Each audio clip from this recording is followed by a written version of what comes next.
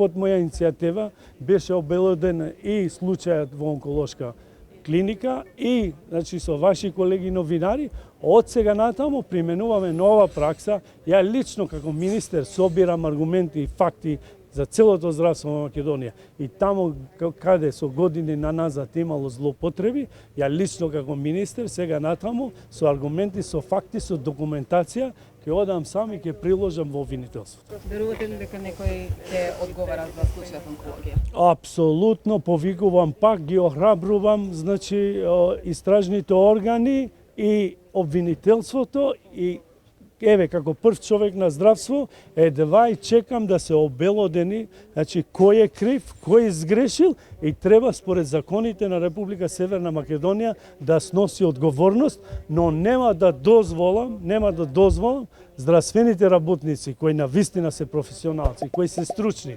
кои дават и својот живот за пациентите, нема да оставам некој да ги остави во ист кош со тие што сгрешили.